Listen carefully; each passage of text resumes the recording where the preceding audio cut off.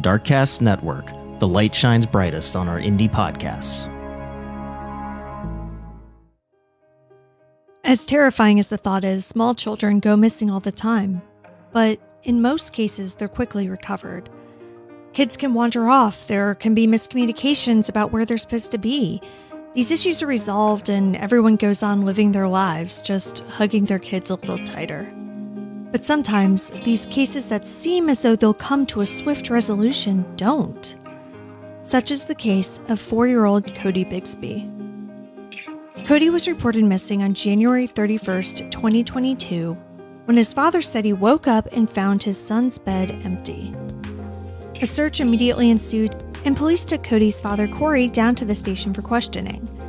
This interview turned into a brutal interrogation that spanned days and led to Cory being arrested on multiple charges. Are police correct in thinking that Cory had something to do with his son's disappearance? Or has tunnel vision led to a terrified father being left in jail, unable to search for his son who has yet to be found? When a person goes missing, there's a special kind of pain in the not knowing. I want to tell you the stories of those who never came home. Today, I want to tell you the story of Codi Bigsby. I'm Kona Gallagher. And I'm Ethan Flick. And this is And Then They Were Gone.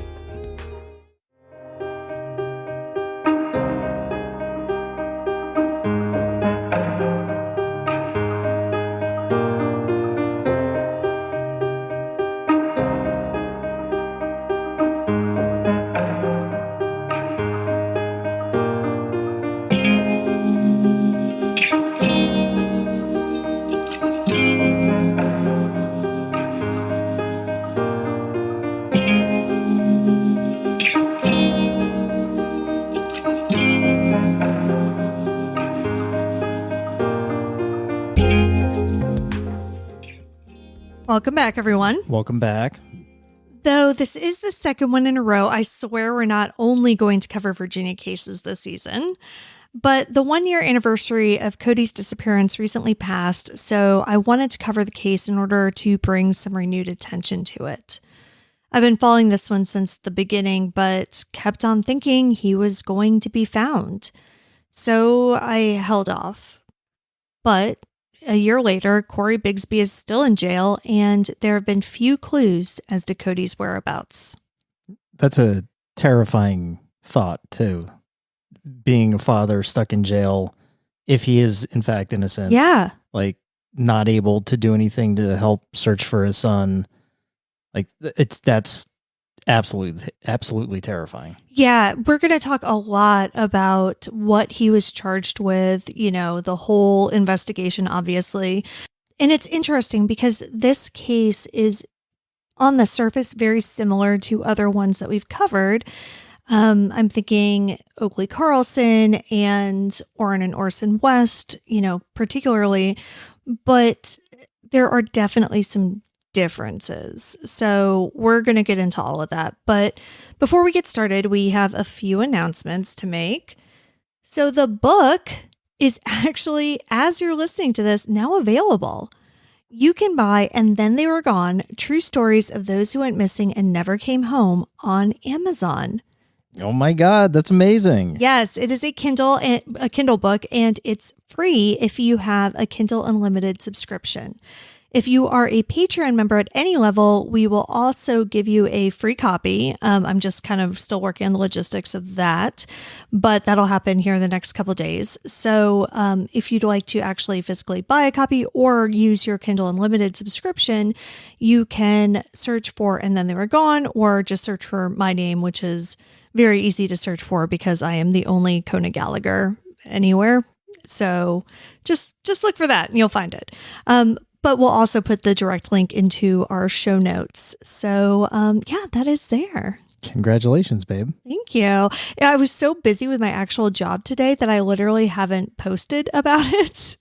So, like, this is, the night we're recording this is actually the day the book officially came out. And I have told literally nobody because it's been such a hectic day with my actual day job. So anyway, you all, even though you're hearing this in the future, are kind of hearing it first.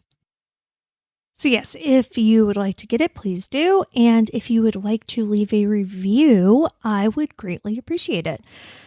Speaking of Patreon, we have some new folks who have joined us over there. So before we get started, we would like to give them a huge shout out. So thank you to Erin G, Heather B, Denise W, Alicia B, Pam A, Jordan S, Allison L, and Carrie C. Thank you so much, everyone. Thank you. Thank you. So now that that's all out of the way, let's get into the story of Codi Bigsby. Codi Bigsby was born on January 12, 2018 to Cory Bigsby. Codi's mother's name has not been made public for reasons we'll discuss later. Codi has 7 siblings, including half-siblings. But at the time of his disappearance, he lived with his father, Cory, and his 3 brothers, a 5-year-old and 2-year-old twins, at the Buckrow Point townhomes in Hampton, Virginia. So Codi was 4, he had a brother who was 5, and then 2 little 2-year-old twins. That brothers. is a lot for one house. Yeah, exactly. And a single dad. So we'll get a little bit into the circumstances around their breakup, but I don't really have a lot of information on the family dynamics after they split. Meaning I know that Cory had custody of the kids and they all lived with him full time. But I don't know how much their mother was around or is around currently. But again, we're getting ahead of ourselves. From what I've been able to piece together, Cory was married to a woman who is not Codi's mother before. So he was married for quite some time to this other woman, and they had 4 children before divorcing. Cory was in the Army from 1997 to 2017 and worked as a cargo specialist, achieving the rank of sergeant. He completed 2 deployments to Afghanistan and 2 to Iraq before retiring on disability.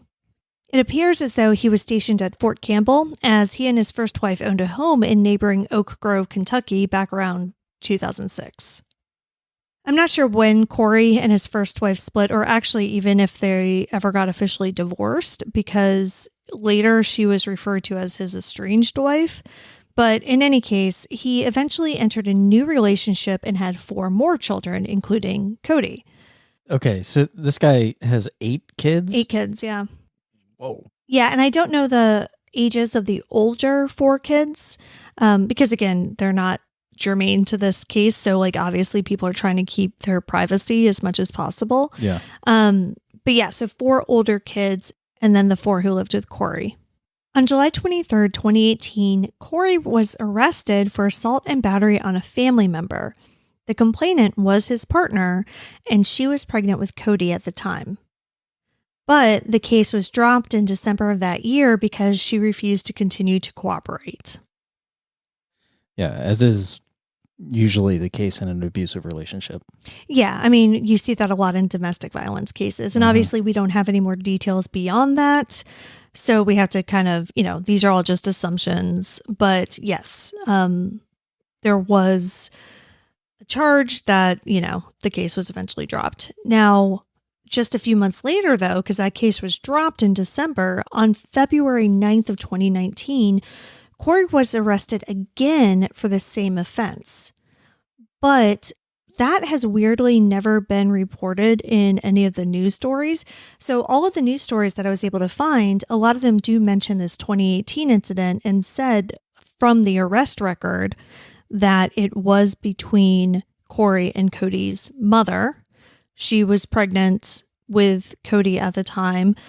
She said that during an argument, he threatened to kill her. She grabbed a knife in order to defend herself, and he punched and bit her. So that was her story from the 2018 incident. I've not been able to find a single news source that talks about the 2019 incident. But when I looked at his court records, it's there. And it's not just like a different hearing for the same incident. I mean, though there are 2 different offense dates. But this case was also dropped the next month. So that was dropped in March of 2019. The couple must have stayed together, though, because they had those twins. And so those twins would have been born around 2019 or early 2020.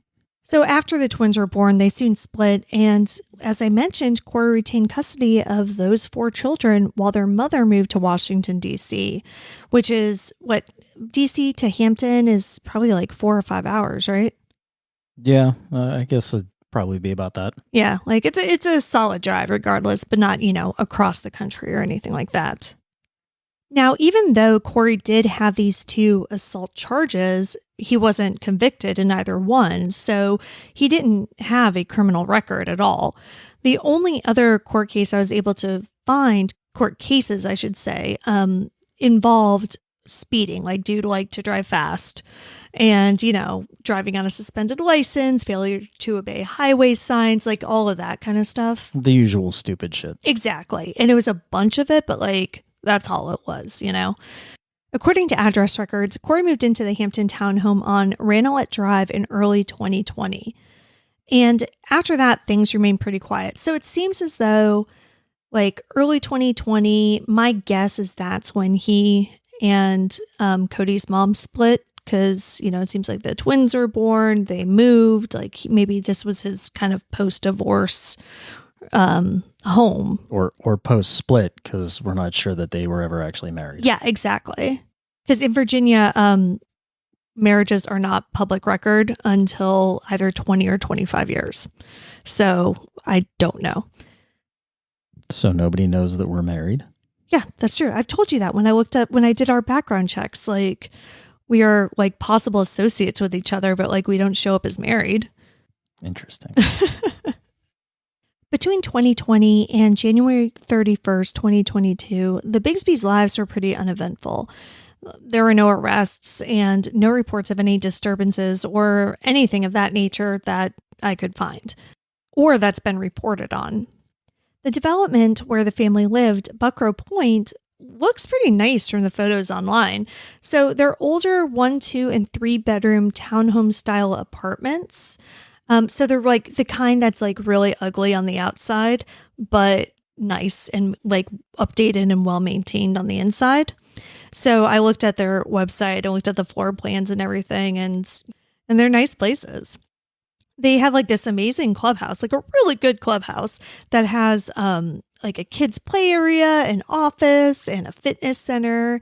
And so, yeah, it just seems like a really perfectly nice place for a father and his kids to go after a split while they're trying to figure out their next move. What I don't understand is why they were living there when Cody went missing on January 31st, 2022. According to property records, Codi Bigsby purchased a home about 6 miles away. Now, this home was larger, just under 1,600 square feet, about 500 square feet more than the largest model at Buckrow Point. It also has 4 bedrooms, 2 baths, a big backyard, and it's close to the water. It seems just generally an upgrade. Yeah, it sounds like a great place to have kids. Exactly, right? I mean, you have 4 kids, it's a 4-bedroom place, perfect. Cory went under contract on the home on November 30th of 2021. He was in escrow for just under 45 days and closed on the home on January 12th, 2022, just over 2 weeks prior to Cody's reported disappearance. So to be clear, this means that Cory was the official owner of this new home beginning on January 12th. So why were they still in this rental weeks later? I mean, maybe their lease wasn't up? Yeah, but that's no reason. You have to pay either way, but that's no reason not to move into the new place. Maybe there was some work that needed to be done on the house before they moved in. I mean, that. Well, okay, yes, except kind of a trivial point, right? Maybe, but maybe not, because I mean, just as we saw in Orrin and Orson Welles' case, their parents had also just bought a home around the time of their disappearance, and there's a question of where Orrin and Orson were living, where they had been, where the other kids were. And so, yeah, it could be completely irrelevant, but it might not be. And the only reason I bring it up is because, yes, that was my first thought as well, that maybe he was doing work on the house and so they didn't move in. And if you look at the photos online, they're aerial photos. If you look at the tax records, it's a brick house. And at some point, Between January of 2022 and April of 2022, the house was painted, the sidewalk was redone. It was just kind of spruced up on the outside. Of course, I have no idea what was done on the inside, but what I will say is that from what I was able to find, it does seem as though Cory got a VA loan, and you generally don't get a VA loan if the house is not habitable. Like, you can't get a VA loan for some fixer-upper if you're going to use it as your primary residence. It has to be kind of ready to go and ready to move into. I don't want to get too into the real estate aspect of this, but given the fact that he seemingly used a VA loan, it doesn't seem that was fixing it up was the reason they weren't moving in. So I don't know if there was a reason that's important, but I do find it interesting. I mean, he's a single father. He has a job, right? No. So he is medically retired from the Army as of 2017, and there are no job records for him after that. All right. Well, I was going to say maybe he was busy, but busy with the kids, obviously. Well, yeah, busy with the kids, obviously. But listen, we've got 3 kids, and we lived in a tiny place, and we moved into the larger place the second we closed on it. We did not wait a day. We were here the day of closing because we needed to get out of that space with the kids. Fond memories of that day. But anyway, let's fast forward to Monday, January 31st. Cory says that he checked in on Codi around 2 a.m. and the little boy was asleep in his bed. When Cory woke up in the morning, around 8:30ish, he said that Codi was gone. He searched for his son, but when he couldn't locate him, he called 911 at approximately 9:06 a.m. Thankfully, police responded quickly and began a search. When the boy wasn't located, they called in reinforcements. Both the FBI and the Virginia Department of Emergency Management assisted in a grid search of the area. Hampton Fire also assisted, and helicopters and drones were deployed that morning/afternoon. That is a robust response. It really, really was. They took this very seriously from the beginning. And I think it's one of those things where, based on Cory's story, the most likely explanation was that Codi had somehow wandered off, which happens. Yeah, still also terrifying. Yeah, obviously. But if he had wandered off, it would stand to reason that you would find him relatively quickly because a 4-year-old can only go so far. Right. And so when they didn't, that's when they're like, okay, let's bring everybody in. But I found it so interesting and impressive that the FBI got involved on day 1. That's, I feel not something that we see all the time. Yeah, the only thing that I could think of is that, Quantico's relatively close. I was on the Web Sleuths forum, and somebody did kind of bring that up. They're like, yeah, Virginia typically has a pretty good relationship with the FBI because they're right here. That's true. So that you do see them more in Virginia cases than you do in others. That's kind of Quantico to Hampton, that's probably 2 hours. Yeah. So it's kind of anecdotal, but maybe. Codi was reported to have been wearing all black with Spider-Man flip-flops. Okay, hang on. His description had shoes in it, but he was in bed. Yes. The last time he was seen. Yeah. Were the flip-flops also missing from the house? That's the thing. And this is a weird detail, and it's something that struck me immediately. And one of the things I love about going through the Web Sleuths forums is seeing people's reactions in real time. And that struck a lot of people. Why would you include that in the description of what he was wearing if the last time he was seen, he was asleep? And so, that to me says that his flip-flops were missing.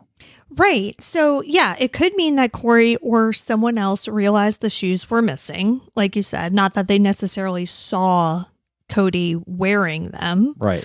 But, they were missing when the next day and they put 2 and 2 together.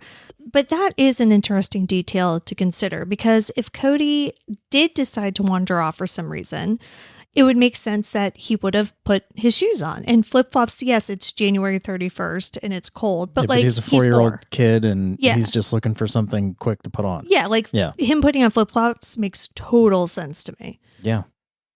But if someone came and abducted him in the middle of the night, to me, it's unlikely that they would take the time to put shoes on the child. Yes. Especially since those flip-flops were likely jumbled up with shoes belonging to 3 other little boys.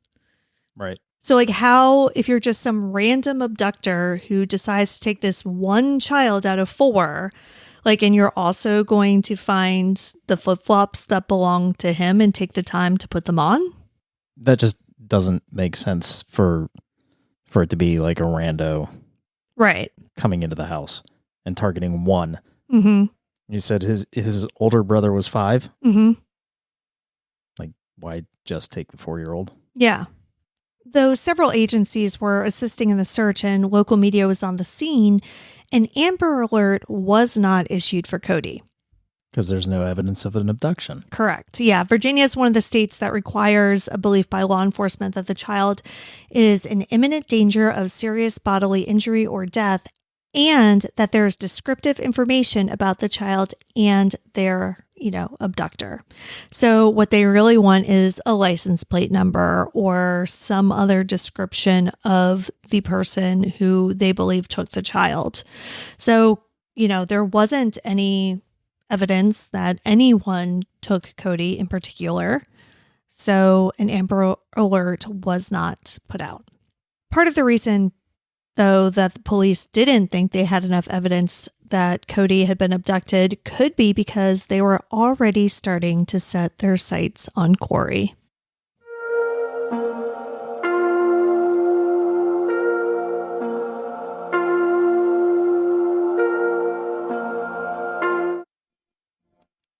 At 4 p.m. on January 31st, Hampton Police Chief Mark Talbot gave a press conference urging the public to keep an eye out for Cody and to look through any camera footage that they may have if they live nearby.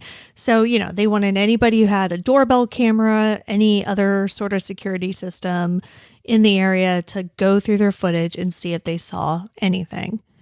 Chief Talbot also told reporters that there were concerns that Cody may not have gone missing when his father said he had. And I find that really interesting because this is the afternoon that Cody went missing. Like, this is the same day. Right. Yeah. What evidence would they have to lead them to believe that Cory was lying?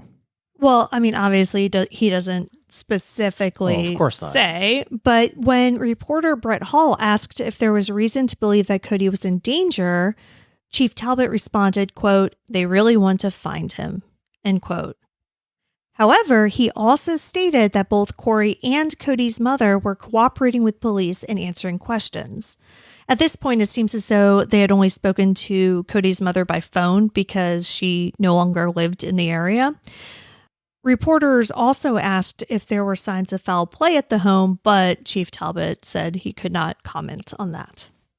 By 11 p.m. that night, WAVY.com reported that their reporters on the scene saw forensic units searching dumpsters around the apartment complex where the Bigsbys lived.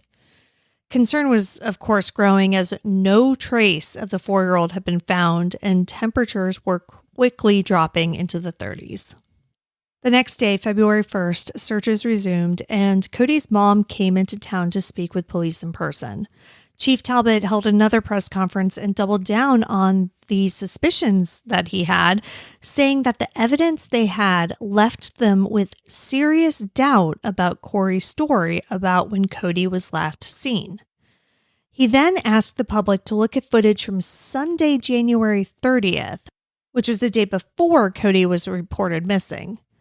When asked if they had a person of interest in Cody's disappearance, Chief Talbot replied, quote, "There is a person of interest. We are most interested in Cody's parents," end quote. And again, now we're talking about the next day. This is about 30 hours after Cody was reported missing. Yeah, that's really fast to jump to targeting one person or the parents in general.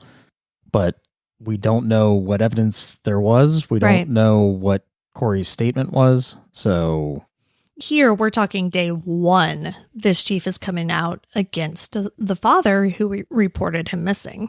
Chief Talbot at the press conference also had the following exchange with the reporter. So the reporter said, "Have the parents not told you enough to connect the dots on the stories that are not adding up with the evidence that there is?" Chief said, "We probably won't know for certain how much is being left out until we find this child." The reporter said, "But isn't that really the concerning thing, that the parents, the people that were responsible for his safety, are telling you stories that are not adding up to the evidence that you have?" And the chief said, "That is the crux of the investigation. We have to figure that out." On February 1st, other members of the Bigsby family came down to help. Cory's sister was interviewed by a WAVY reporter in front of the apartment. She said that she didn't believe for a second that her brother had hurt Cody or that he would hurt any of his children. Police held another press conference on February 2nd where they addressed the person of interest issue. Chief Talbot said, quote, "I'm going to provide some clarification on the person of interest in this case. The person of interest in this case is Cody's father. His name is Codi Bigsby. He is a 43-year-old Hampton man," end quote. And, this clarification is important because he's saying very explicitly that Cody's father is the person of interest. And it's seemingly removing Cody's mother right. from being a person of interest. Though Talbot does clarify that no one has been 100% ruled out. But obviously the focus is very much on Cory and not Cody's mother or anyone else. It would be easy to rule out his mother if she lived in DC and there was some way to verify that she was in DC. Right. Yeah, again, it's like singularity of focus.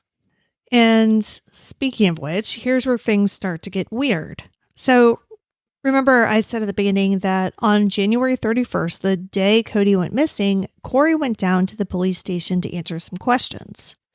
Chief Talbot also said this about Cory's whereabouts, quote, "Cory is still with us at police headquarters. He is there voluntarily and he is choosing to answer our questions," end quote.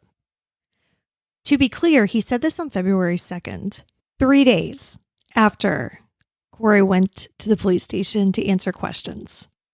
I don't understand. I mean, like, has he left and come back? No. So he's been at the police station for 3 days. Correct. Supposedly, quote unquote, voluntarily. Yes. Okay. Choosing to answer our questions.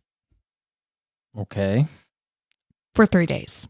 So who's watching the other kids? So they don't say specifically, but the reporters did ask that because apparently initially on the 31st, when Cory went to the police station, he took the other kids with him, and Chief Talbot did say that the kids were safe and, away and being taken care of, but he didn't say specifically where. I mean, are they just having a sleepover in the police roll call room? What's going on? I don't think so. I mean, it does seem as though Cory has a lot of family. So my guess is they were put with relatives. And what I will say is that Cory's family does kind of factor into this a bit more as we go on. And they're never like, "Hey, and also what did you do with the other 3 kids?" So I'm assuming that one of them has the children. So on February 3rd, police were expanding their pleas for witnesses. Instead of just asking if anyone had seen Cody on Sunday, January 30th, they started asking if anyone had seen Cody since Christmas. Okay, so now the police are assuming, or maybe not assuming, that's probably not the right word, but they're thinking Cory's story is complete BS, and they're expanding the time frame because of the last time he was seen by somebody other than his father. Correct. Yeah.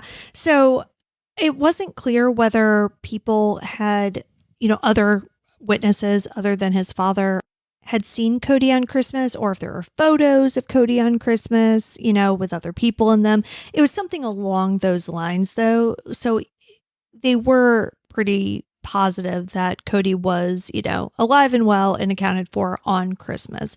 What they couldn't find was any solid evidence of him after that.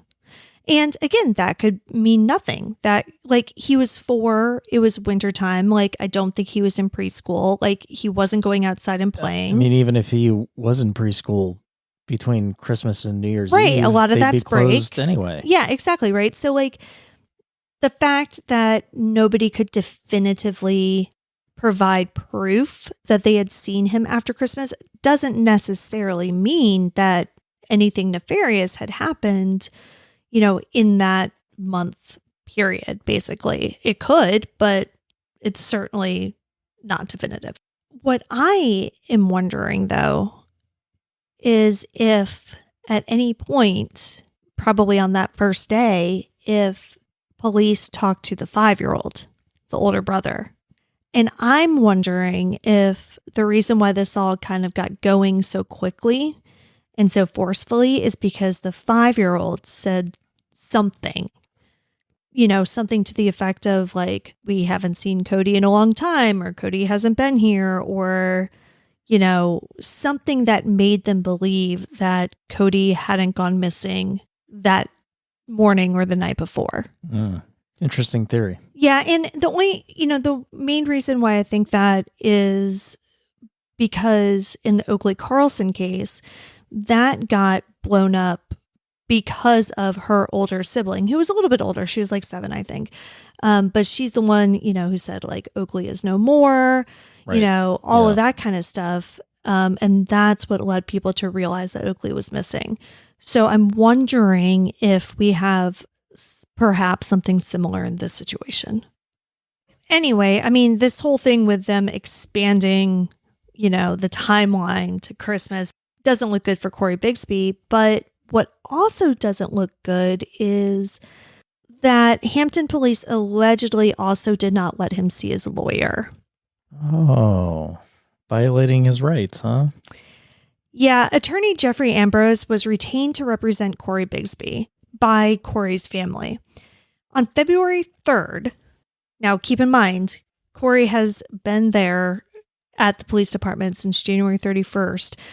Ambrose went to the Hampton Police Division to speak with his client, but was not permitted to see him. Why?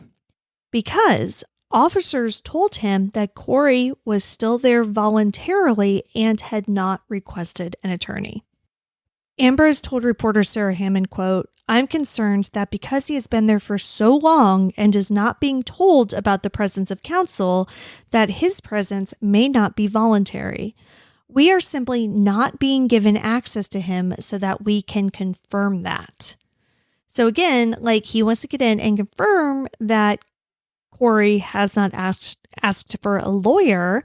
And so he asked detectives to notify Cory that he was there, but they refused to do so, which is shady and shitty, but legal. So again, if what detectives are saying is true and Cory either did not ask for a lawyer or say specifically that he did not want a lawyer, if a lawyer shows up, they don't have to let the lawyer in. Guilty or innocent, I have a hard time imagining anyone being questioned at a police station for 3 days without leaving. Yeah. And it being voluntary. Yeah. And not ever at any point saying, maybe I should talk to a lawyer. Yeah. Like, that kind of strains credulity to me. Yeah. But that is what Hampton police was asserting. Now, that same day, February 3rd, Codi Bigsby was arrested. But like we often see in these cases, it wasn't for anything directly related to Cody's disappearance. Was he arrested from the police station? Yeah. So what it sounds like, honestly, is that I don't know if he actually got around to filing it or if he just threatened to file it. But my guess would be that Ambrose either filed or threatened to file a writ of habeas corpus and was like, provide my client or charge him. And so they're like, okay, yeah, no, we'll just charge him. Right. So they charged him.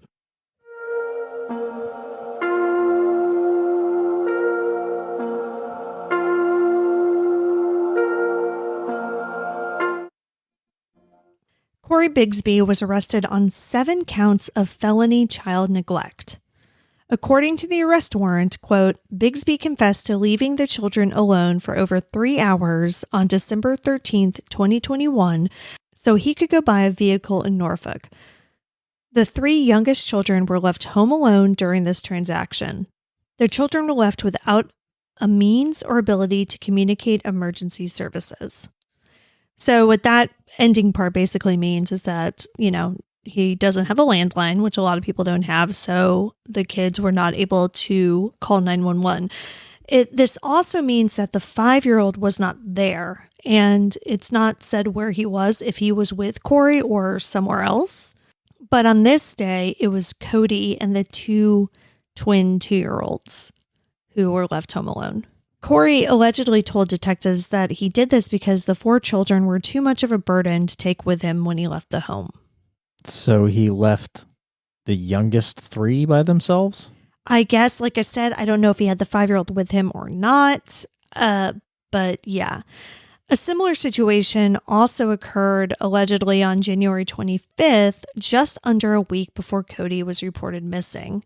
So I don't know the details of why he left them, but apparently that day he left all 4 of the children alone at home. So that's why there are 7 counts of child neglect. So it was 3 counts because he left the 3 kids the first time, all 4 kids the second time. Jeff Ambrose was finally permitted to meet with his client on February 4th, the day of Cory's arraignment. Okay, wait. When was the charge of leaving the 4 kids? January 25th. Just 5 days, 6 days before. Yeah. So by charging him with that, as let's say that's the 7th count, that's acknowledging that he was alive at the time. Oh, that's interesting. You're right.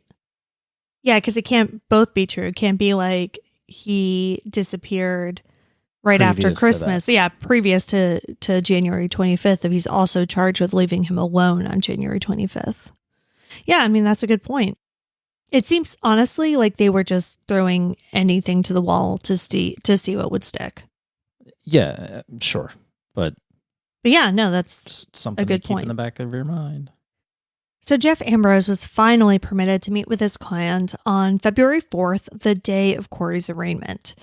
After the meeting, he spoke with reporters and accused the Hampton police of violating his client's constitutional rights.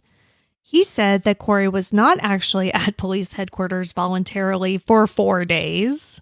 Weird. Shocker, right? In fact, he said that Cory asked for an attorney on day 1, but was denied. Chief Talbot denied these accusations at a press conference, stating that Cory was a capable man who had every opportunity to ask for an attorney. He did not make such a request. If he did make that request, we would have honored it. End quote. Prove it. Yeah, well, we're getting there. By February 5th, the command center had been taken down, at the apartment complex, but the community did not give up. Not to say that police did either. They were very much still investigating, but... Right, but the multiple agencies, federal agencies, it starts to get scaled back. Exactly. Volunteers continued to search for Codi, knocking on doors and hiking through mud and thorns, all in hopes of finding the 4-year-old. The next evening, a candlelight vigil was held next to the Hampton soccer fields. The city of Hampton had kind of adopted Codi, and they were fighting for him. And police also continued to search for evidence.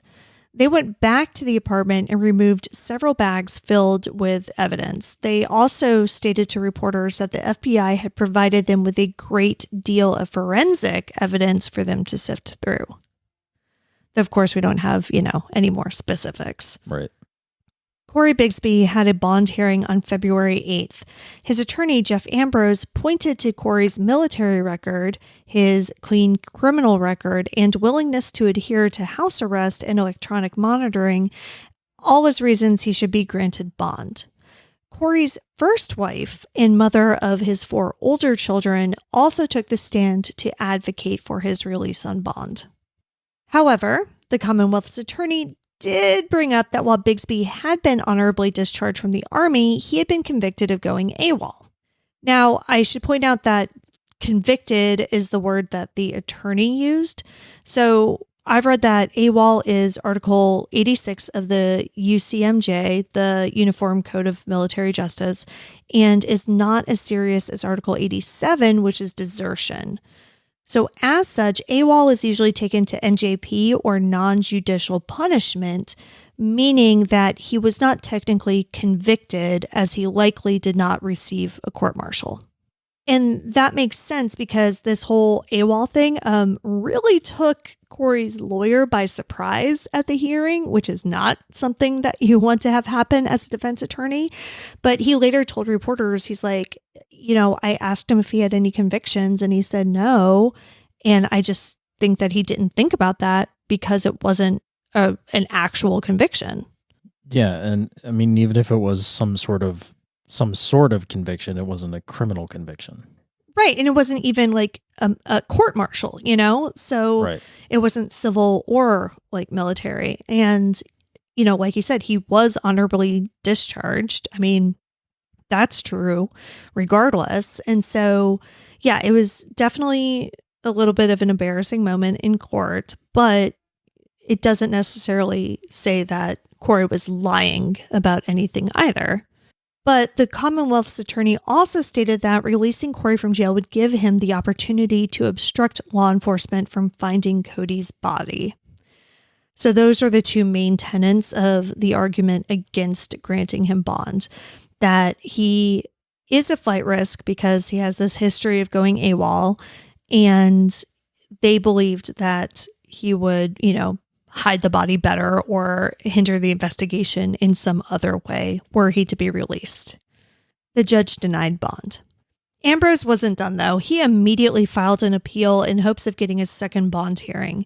He was also still going after the police for violating his client's constitutional right to an attorney and said that he was awaiting 72 hours of interrogation footage from Hampton police in addition to other discovery items. I mean, come on, 72 hours? Voluntarily. There's no way that that's voluntary. Exactly. Yeah, 72 hours of footage. And that's not to say that it's all interrogation footage, because a lot of, the camera is... come on. That's nuts. Exactly. Ambrose also pointed out after this hearing that even after multiple days of interrogation, Cory never implicated himself in his son's disappearance. And even though he hadn't seen all 72 hours of the video, that's pretty evident by the charges that were filed. Right. None of which were directly related to Cody's disappearance. Amid the legal wrangling, activists continue to fight for Cody and publicize his case, even getting digital billboards put up. A group of activists even descended on a city council meeting, a fact that I'm mainly only bringing up so that I can share this banger of a quote. So basically, Chief Talbot was defending his department's efforts in the search and started off, and honestly, I wasn't there, but I was reading this and it sounded a little condescending to me, but he thanked the activists who were there for not being a distraction during the investigation.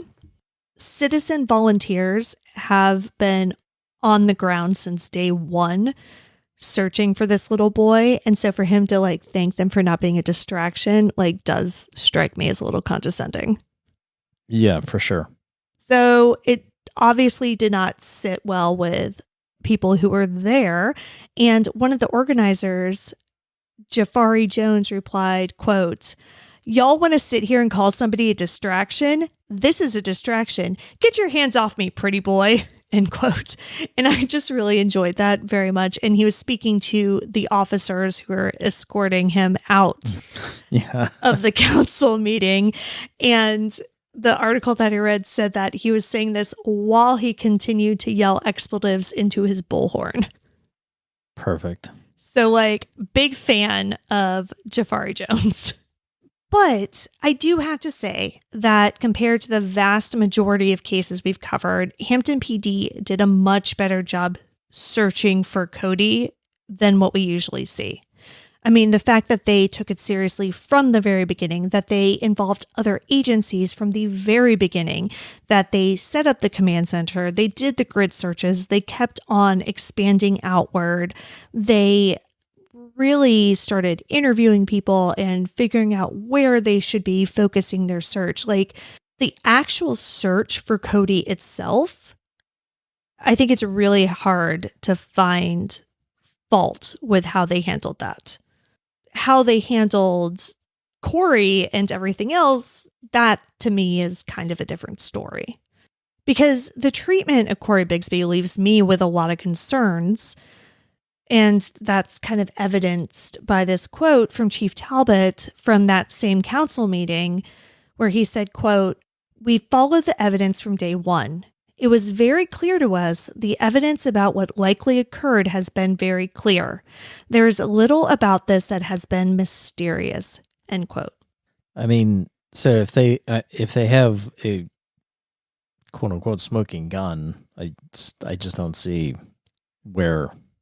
Right. And that's the problem, right? Because like we haven't seen the evidence. So maybe they do have, the metaphorical smoking gun. But it's also giving me tunnel vision vibes. Oh yeah, 100%. Yeah. And it's hard to say, right? Cory's family definitely felt that the police were focusing on the wrong thing. Cory's sister, Tandalea Butler, whom I mentioned earlier, she spoke to reporters kind of at the beginning. She had this statement read at the council meeting, quote, "As Cody's aunt, the first real question I have is where is the support from the elected officials of the city? I have traveled hundreds of miles back and forth to make efforts to bring my nephew home with absolutely no assistance from local officials. Our hearts are heavy. I particularly am outraged. I feel that law enforcement wasted time during the most crucial hours. I need to know why there is so much focus put on the father when that energy could have been put into locating the whereabouts of Cody. It saddens me to know that the disappearance of a 4-year-old child is not as important as playing the blame game." End quote. So while I do disagree with her criticisms against the search itself, I definitely get where she's coming from on every other point. Because it does seem as though they put a lot of effort into just telling people that Cory did this, right? And we've talked about this in other cases, the danger in that, if you don't have solid evidence that this is the person who is responsible, then it hurts the investigation, because if you're getting up and telling the public, well, the dad did this, if somebody saw something that day, then they're less likely to call it in, because they're going to think, well, oh, I must not have seen what I thought I saw because, the dad did it and like this doesn't fit with that. And they started saying that Codi Bigsby was responsible from day one. We, of course, don't know if that negatively affected the investigation at all, but it certainly could have. The other thing about this case is that a lot of the action happened very early on. In most of our episodes, all of the information that we've covered would have been over like a 3 or 6 month period.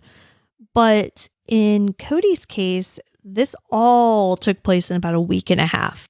I mean, that's really quick to jump to the conclusion that he did something nefarious. Yeah, I mean, just the fact that all of this has happened, is just amazing to me.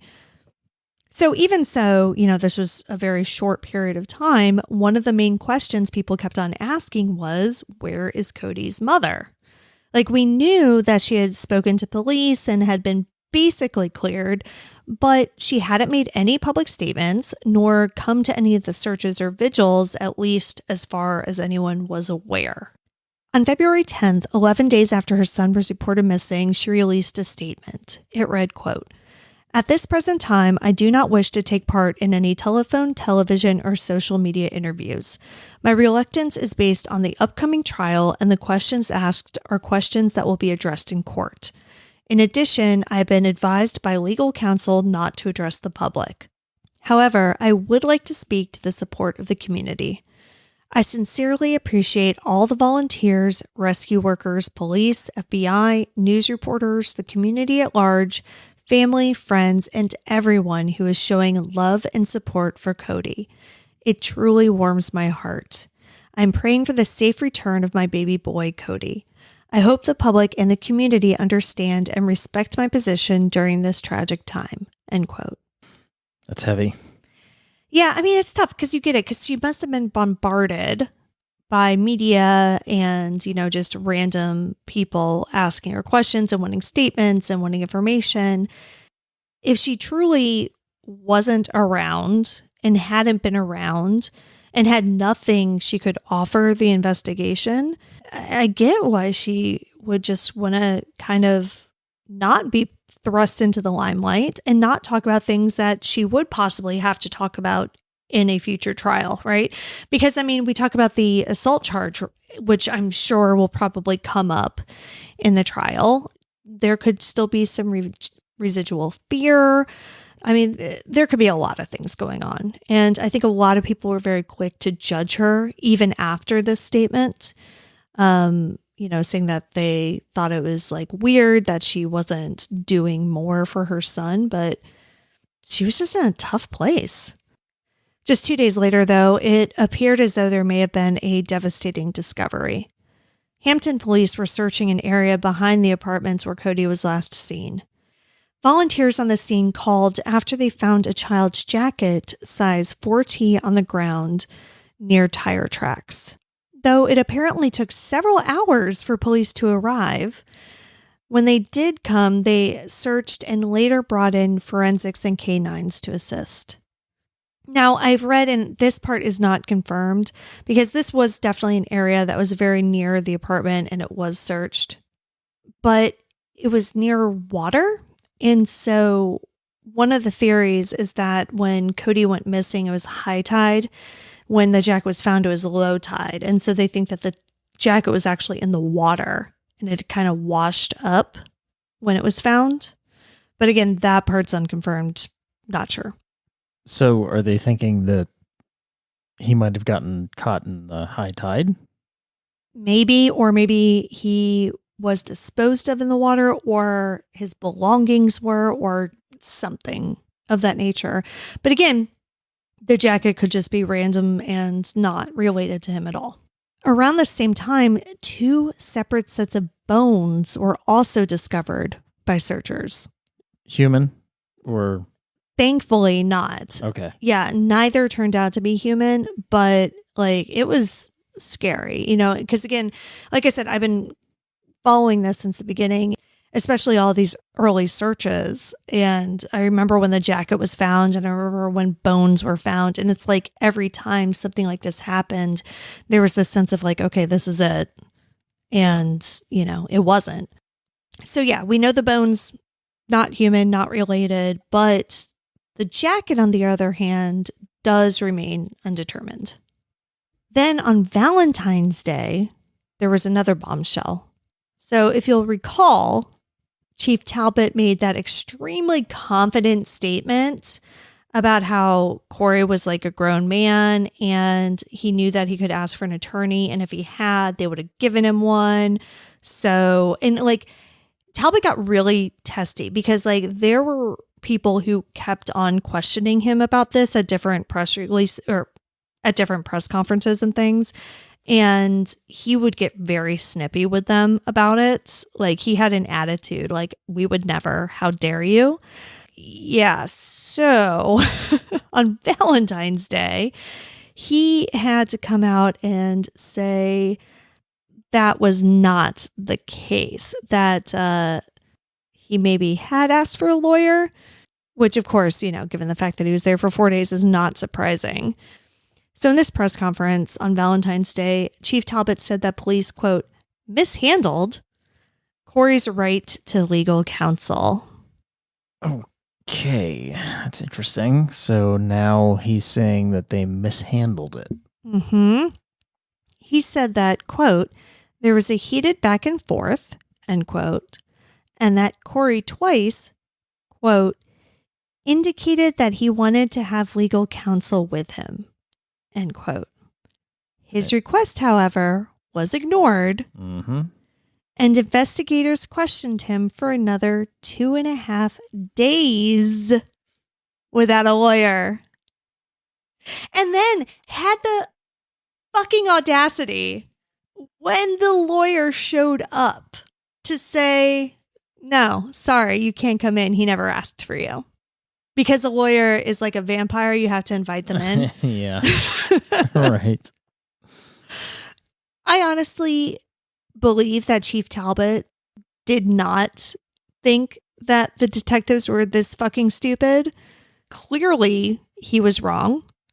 So I don't think that Talbot was out there deliberately lying to everybody when he made those statements. I just think that he was really naive, and that the detectives and every officer who was involved in those interrogations 100% lied their asses off about a lot of things.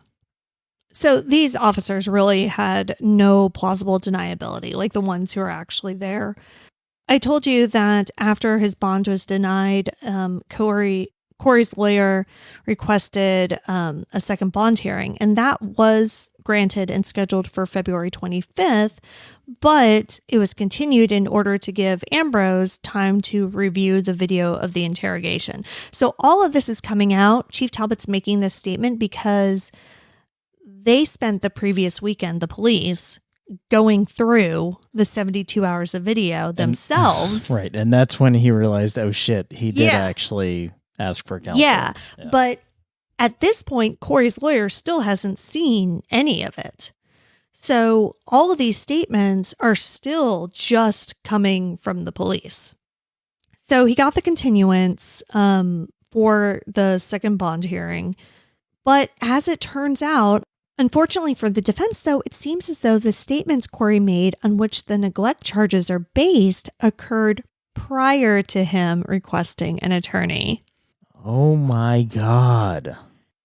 If that's true, and that's kind of, what the prosecution has been asserting, and there was a hearing for all of this, right? And so those statements are still admissible because they occurred prior to him asking for a lawyer. In a later hearing, everything else was thrown out, but the charges stood, despite the fact that his lawyer basically described it as torture.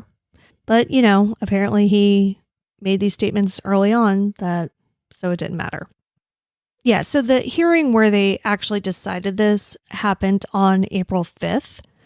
And bond was also denied once again.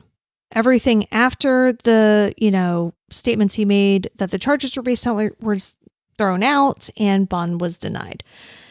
A week after this hearing, the rumor mill went into overdrive when Cory's lawyer, Jeff Ambrose, stepped down, saying, quote, "An ethical conflict has arisen that precludes further representation," end quote. So what does that mean? That was what everybody was asking. So people immediately took that to mean that Cory confessed or said something very incriminating, and Ambrose had to step down because you can't knowingly put up a case that's a lie, right? If you know that this person committed the crime, you can't then go to court and say that he didn't. Right. So that is the first thing that people jump to. But Ambrose quickly shot that down, saying, quote, "My withdrawal has nothing to do with any kind of confession by my client, contrary to rumor. The ethical problem compromised my duty as an attorney and his rights as a defendant," end quote. So I have no idea what the hell that means or why he had to step down. But he did say specifically that it wasn't because Cory confessed or, made an incriminating statement. Cory searched for a new lawyer, but as the summer of 22 approached, things only got worse for him. On July 6th, those 7 charges he was facing, the felony child neglect charges, turned into 30. What? Yeah. And I'm really interested in how this happened, given that most of his interrogation was thrown out. And again, none of these new charges were directly related to Cody's disappearance. So a source told WTKR that the new charges, quote, include 15 charges of child neglect for leaving the children home alone, 4 more charges of alleged child abuse, and 2 additional child neglect charges in connection to those child abuse charges. Also, 2 misdemeanor charges were added for failure to secure medical attention for an injured child. I mean, what is all this based on? So, to me, this can't be based on Cory's own statements, because if any of these statements that implicated him in any of these charges had been made prior to him asking for a lawyer, they would have charged him with them initially. Right.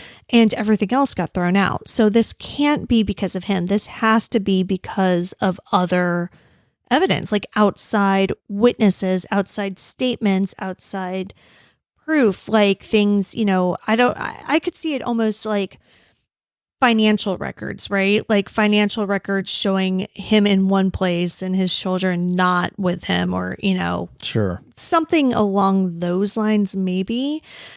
The misdemeanor of failure to secure medical attention for an injured child, that could have come from, the kid's mom. It could have come from another family member or somebody at a daycare, just anything like that, right?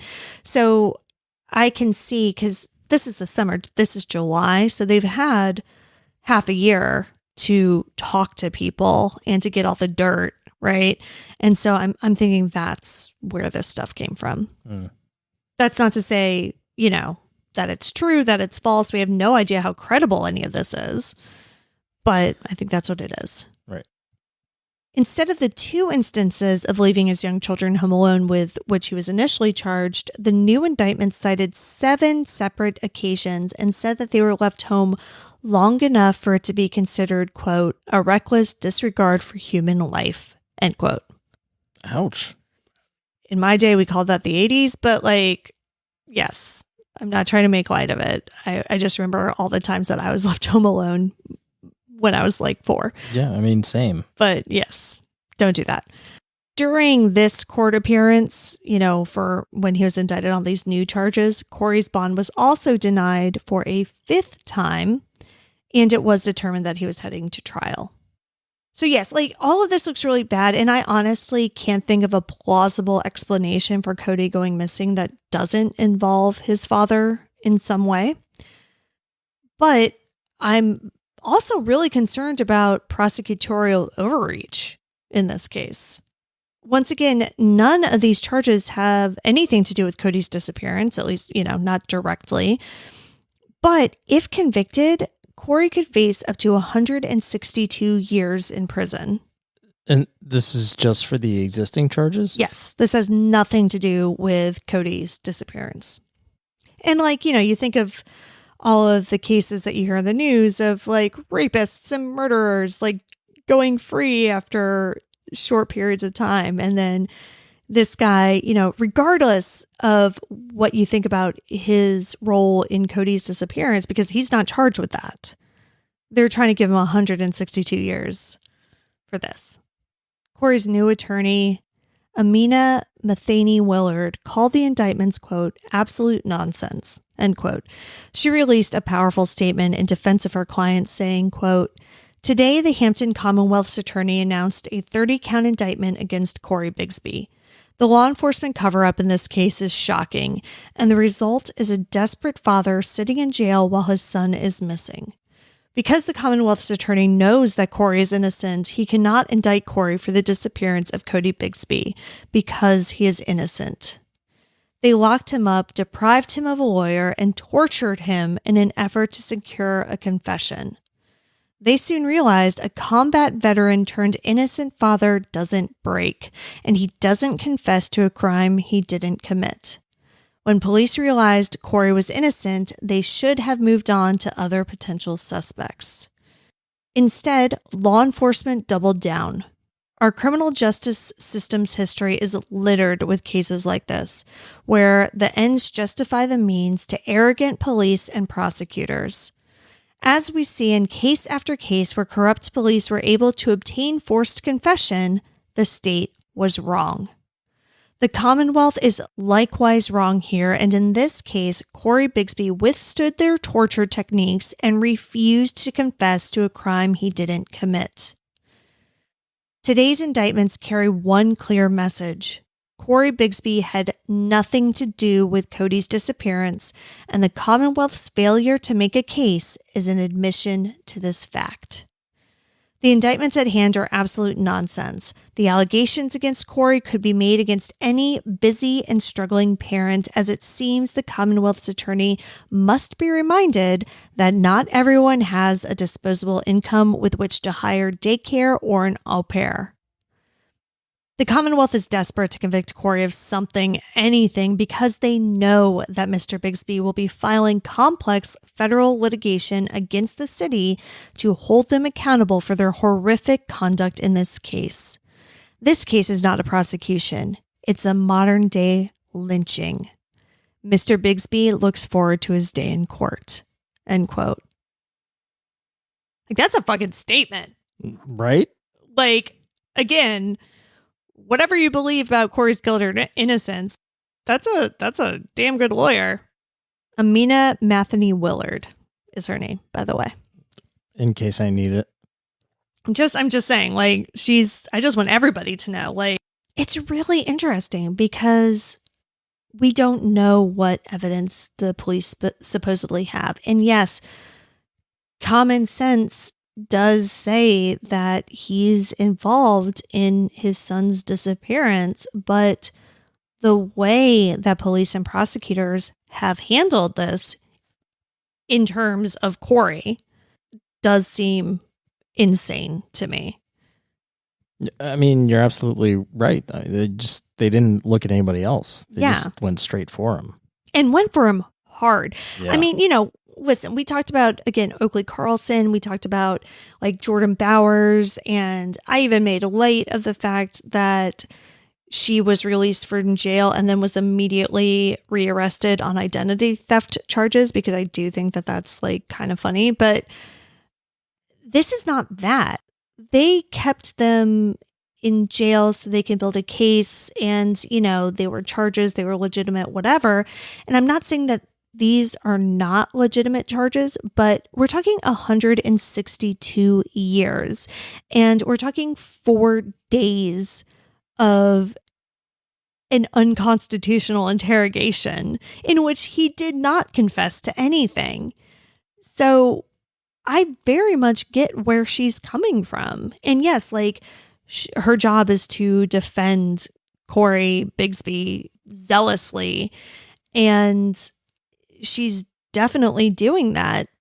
And I'm not saying that she's right, but when it got to the point where she said Commonwealth's attorney must be reminded that not everyone has a disposable income with which to hire daycare or an au pair, like, that made me think of the woman who was arrested and thrown in jail for leaving her child in the car while she went in for a job interview.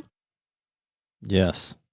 Right? And it's like these people who are struggling, who can't afford childcare, are just doing what they have to do to survive. And yeah, in a perfect world, that's not what they would choose. And it's not what they should choose, but it's what life necessitated for them.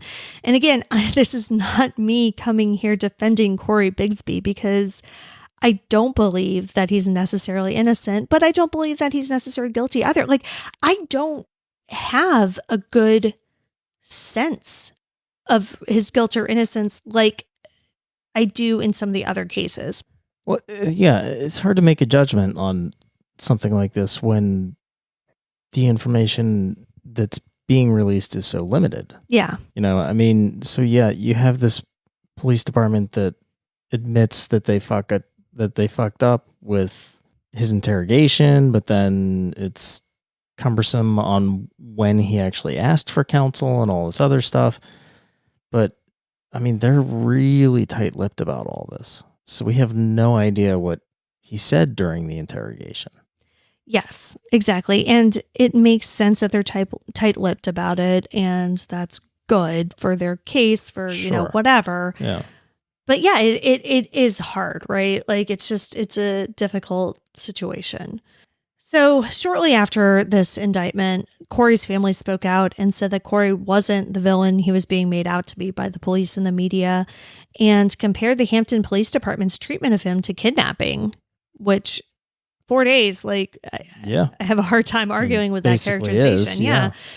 They also announced a $25,000 reward for information leading to Cody's whereabouts. Meanwhile, the Hampton community continued to rally around Cody and search for the little boy. Khalil Cribbs, president of United We Stand of Hampton, told reporters, quote, "We're going to continue on searching until the community finds answers, until we find answers, until we know what's going on with this child," end quote. Codi Bigsby's trial was slated to start on November 7th, 2022. However, it was continued so Cory could receive a mental evaluation. That evaluation determined that Bigsby was competent to stand trial. However, a second evaluation was ordered. Bigsby is due back in court for a pretrial hearing on March 31st, 2023, and another bond appeal on April 5th, 2023. Codi Bigsby has yet to be found.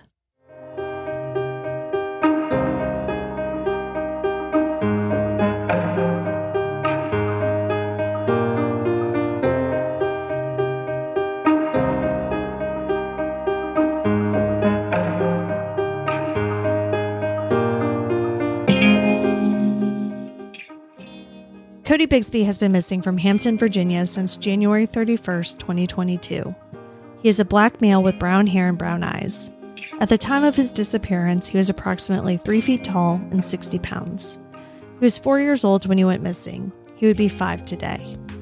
If you know anything about Codi or Cory Bigsby's whereabouts between December 25th, 2021 and today, you're asked to call the crime line at 1-888-LOCK-YOU-UP, the letter U, which is 1-888-562-5887, or submit a tip online at P as in Paul, 3, the number 3, tips.com, p3tips.com, or via the P3 Tips app. You can see all the sources for this episode along with photos and videos at our website, andthentheyweregone.com. And be sure to follow us on social. And Then They Were Gone Pod on Facebook and at ATTWG Pod on Instagram, TikTok, and Twitter. If you like what we're doing, please subscribe and consider leaving a 5-star review on Apple Podcasts. It will help new listeners find us. And the more people that listen, the more chances we have of bringing someone home. And we'll see you here next week for a brand new episode. See you next week. And Then They Were Gone is hosted by Kona Gallagher and Ethan Flick. Our research, writing, and editing is done by Kona Gallagher. Theme music is The Stork by Ketsa. Additional music is provided by Kai Engel. And Then They Were Gone is a Little Monster production.